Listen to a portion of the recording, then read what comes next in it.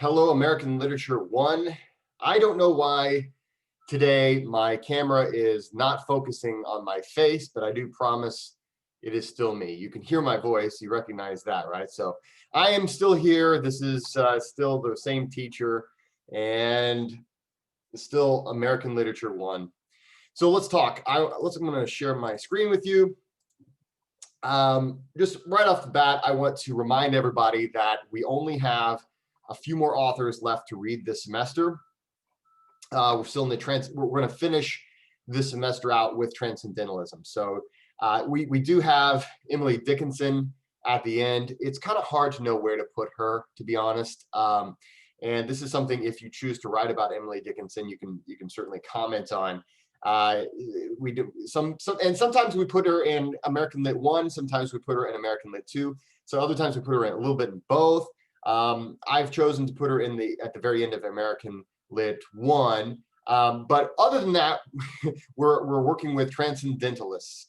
And last week we started transcendentalism with Emerson, and I hope you enjoyed that. There's a lot of reading there, and really this is a great opportunity to say, okay, we've gone through pretty much three major schools of philosophy now, or at least we're at least in that third one of this semester. So we've gone through Romanticism, and then of course more Enlightenment, that Enlightenment or rationalism. So we've gone through quite a bit there, and of course we've gone through another one with the pre-America, the colonial writings as well. So really, I guess you could say we've gone through four.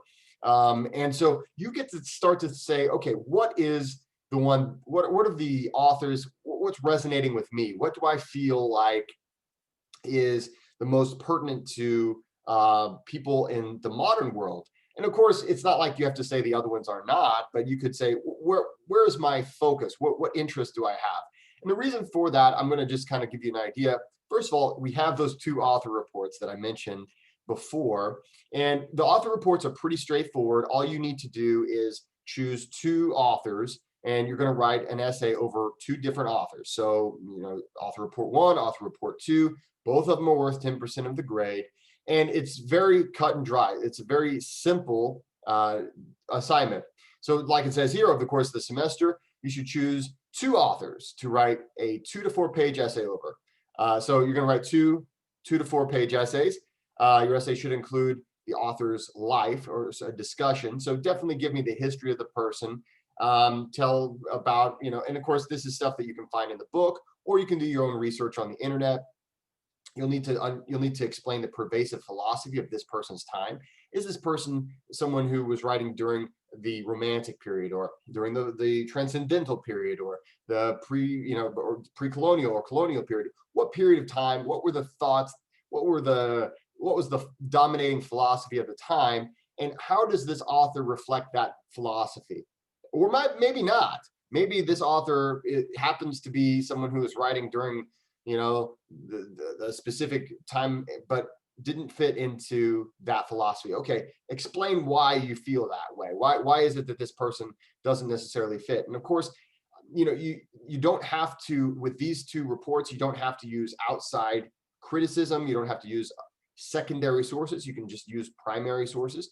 But if you want to use a secondary source, which is, and what I mean by that is, a primary source is the actual reading itself. So the poem, the short story, that is the primary source. The actual author's work, that is primary. Secondary sources would be sources that are about that piece of literature. So if you might go to the View Online Library and find some scholarly article about one of Edgar Allan Poe's poems, and it provides commentary and meaning, and it says this is what it means. That's fine. That's absolutely okay to do. I want you to do stuff like that. You don't have to, but I'd love it. I'd love it to see it. All you need to do is just cite those sources and put it in your works cited. In this class, we're using MLA format because with literature, we always use MLA format. And hopefully you have access to the Vincennes University Writer's Handbook. If you don't, I would say just go to what we call the Purdue OWL. So just, okay, Purdue OWL. And, oh, great. Just look up, oh, here it is. Oh, it's the an online writing lab is what they call it, Purdue Writing Lab. They have really amazing resources, and you can go there. It looks like they've updated it since I've been there last. Let's see here. Let's see, teacher reason. OWL writing resources. Here we go. So essentially, you can go through here, and it will help you find, okay, how do I do MLA format? How do I do all this other stuff? The MLA guide is right here. And so, okay, there's a lot of things, but basically the MLA formatting and style guide. And basically it will do an enormous amount of work for you. But if you can't figure out how to cite it with your citation tool, then you can just look up how to cite something in MLA. So you can do that, or if you have some other online resource, that's fine, just as long as you're using MLA format for your citation. Okay, let's see here. Where am I? Okay, so basically, again, I want to remind you, those 2 reports are due before the end of the semester. If you don't finish both of them, or if you don't finish one or the other, it's a 0 if you don't finish it. So make sure to do that. Now, another reason why I want to encourage you to really get started, if you haven't already done so, on your author reports, is because after we finish Dickinson in week 12, which is, that's only 3 weeks away when we'll be finished with Dickinson, the rest of the semester is dedicated to writing your literary essay. And your literary essay specifically is a 4 to 6 page essay that covers one of the author's works, and specifically talks about, like it says here, for this assignment, you'll choose a work of literature from the time period of literature, American Literature 1.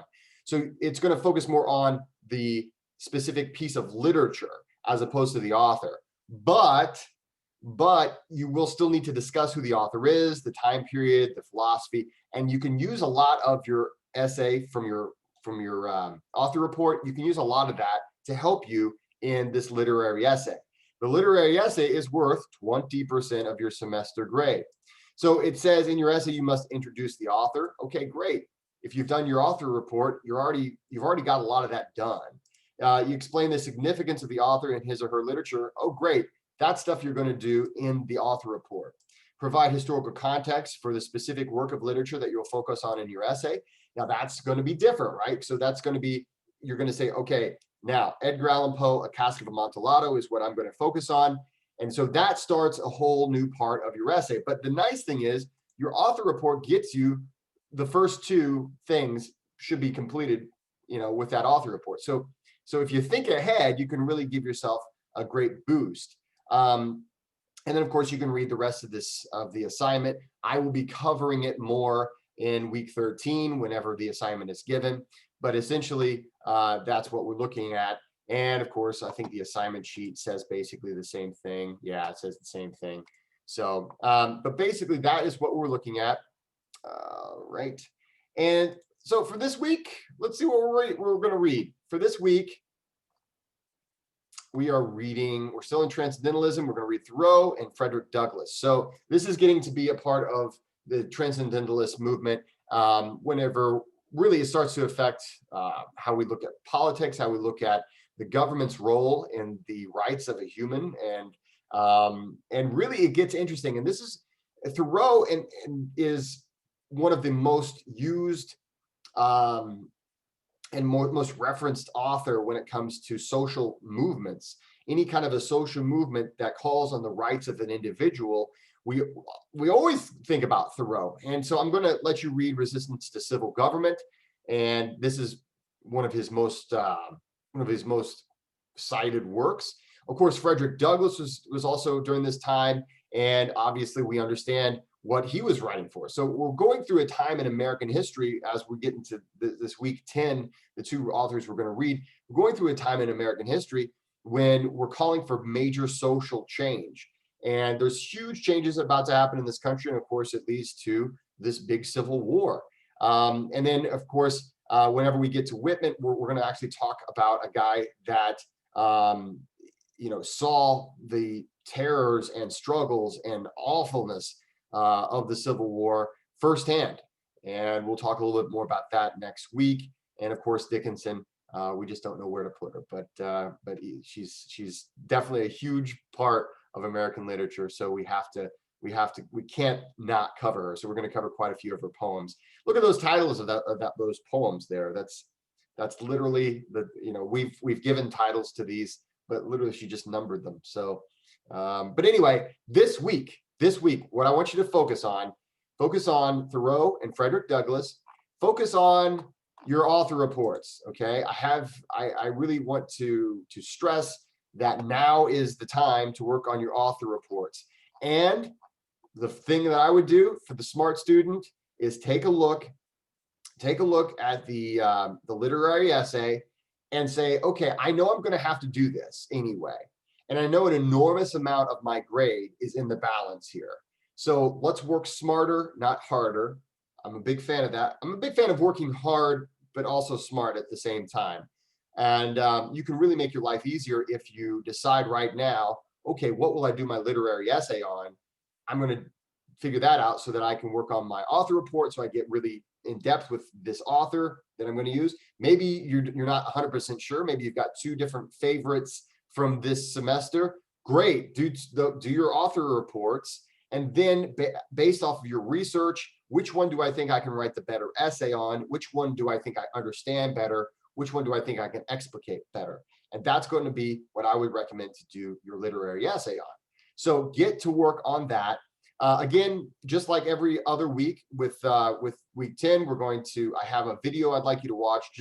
And these are really simple videos. And I think they're more fun than watching a teacher give a lecture on Zoom. So it covers all the basics of Thoreau. And then of course your week 10 writing and or video, whichever you prefer, you can put there. And then of course go to discussions. And in the week 10 conversation, you'll need to upload that same thing. So same thing, both places.